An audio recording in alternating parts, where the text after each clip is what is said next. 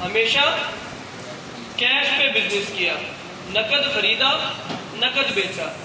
دوسرا کام، آپ نے کبھی ذخیرہ اندوزی نہیں کی۔ ذخیرہ اندوزی کا ذخیرہ اندوزی کا مطلب کیا ہے؟ آپ نے فرمایا کہ میں جو بھی بزنس کرتا تھا، مجھے چاہے تھوڑا سا بھی پروفٹ ملتا تو میں وہ مال بیچ دیتا۔ میں سالوں سال انتظار نہیں کرتا تھا کہ اتنا بچے گا تب بیچوں گا، اتنا بچے گا تب بیچوں گا، 6 مہینے بعد اس کا ریٹ ادھر چلا جائے گا۔ نہیں، آج اگر 10 لاکھ کا مال خریدا ہے، کل اگر 10,10,000 کی بولی لگی ہے تو وہ میں نے بیچ لیا۔ تھوڑے سے پرافٹ پہ ہی اپنا کام شروع کیا اور وہ کام کیا۔ تیسرا کام کیا کیا؟ آپ نے فرمایا کہ میں نے جو بھی چیز بیچی اس کا ایگزیکٹ سٹیٹس بتایا۔ مثال سمجھ لیجئے، جس طرح ہماری مشینوں کا بزنس ہے، اگر موٹر پرانی ہے ہم بتاتے ہیں کہ بھائی موٹر پرانی ہے، بے شک پینٹ کر کے نہیں لگتی ہے، بتا دیتے ہیں کہ موٹر پرانی ہے۔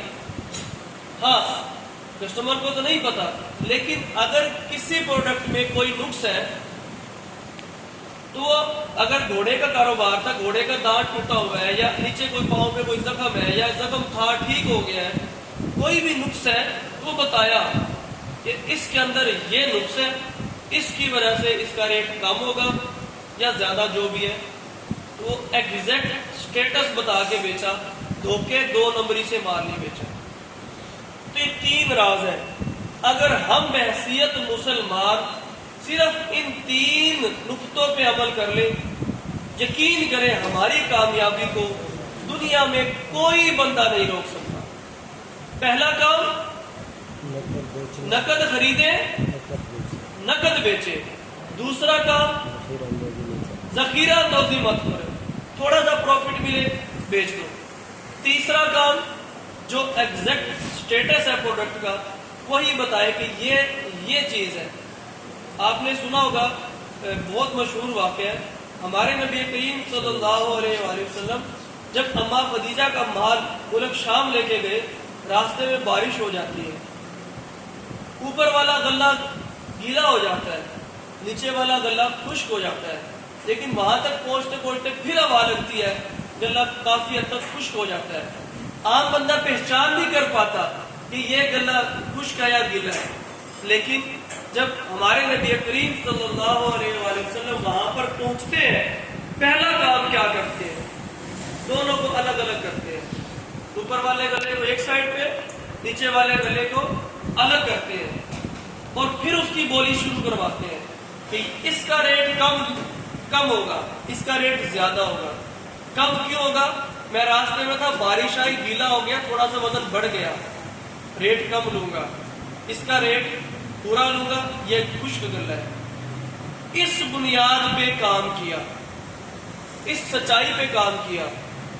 یہ بھی مشہور واقعہ ہے کہ جب وہ ایریا جب سلیکٹ کر دیا، وہاں پر نگرانی کون کرتا تھا؟ یعنی کہ مسجد نبوی سے مسجد غمامہ تک ½ کلومیٹر کے ایریا ہے، وہ مسلمان سونے کا کاروبار کرنے لگے کچھ ہی عرصے میں۔ ان کی کامیابی کیا تھی؟ سب سے بڑی کامیابی یہ تھی کہ ہمارے نبی کریم صلی اللہ علیہ وآلہ وسلم خود سپرویژن کرتے تھے، خود وہاں پہ جاتے تھے، خود چیک اینڈ بیلنس کرتے تھے۔ اگر کسی نے اوپر سرخ مرچ سجائی ہے اور نیچے کٹی ہوئی یا کچھ اور، آپ نے چیک کیا، جب غلے میں فرق پایا آپ نے فوراً اسے ٹوکا۔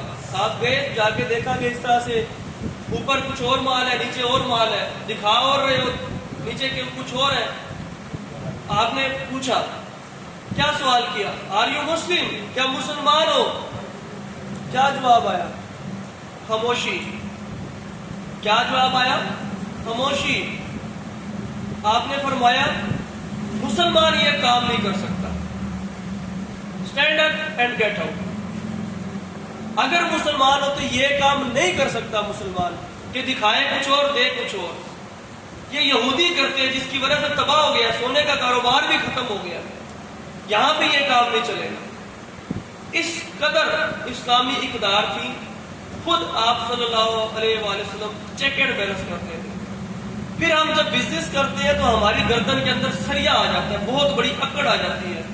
ہم سوچتے کیوں نہیں پوری دنیا کے لیے وہ شخص جو رحمت للعالمین بن کے آیا, بکریاں نہیں چرائی, کیا کام نہیں کیا, تو ہمیں کیا مصیبت ہے, ہم کیوں نہیں کر سکتے؟ ہمارے تو گردن سے وہ بوس والا سریا ہی نہیں کٹتا. تو ٹاپک کیا چل رہا تھا؟ حضرت عبد الرحمن بن عوف رضی اللہ تعالیٰ عنہ اتنے امیر ترین ہونے کے باوجود آپ صلی اللہ علیہ وآلہ وسلم نے دنیا میں خوشخبری دی. کیا خوشخبری دی؟ کہ عبد الرحمن بن عوف جنتی ہے, عشرہ مبشرہ میں سے ہے, جنتی ہے. لوگ کیا کہتے ہیں ادھر پاکستان میں ہمارے اوور آل ٹھپا لگا دیتے ہیں, پیسہ آ گیا مغرور ہو گیا, حرام دی کمائی ہونی, کوئی دال لگ گیا ہونا. لوگ بس دماغ ایسے سوچتے ہیں, نیگیٹو سوچتے ہیں. حالانکہ پیسہ تو غلام ہے. پیسہ کیا چیز ہے؟ ہماری پروڈکٹ ہے نا. کیا ہے اندر کا کون جانتا ہے کہ اندر کون ہے؟ بس یہی تھیم ہے, یہی نچوڑ ہے کہ اگر آپ بھی کاروبار کریں, اللہ تعالیٰ آپ کو بھی ہمیں بھی خصوصی طور پر جو ہماری اسلامک ویلیوز ہے اس کے مطابق بزنس کرنے کی توفیق عطا فرمائے. آمین.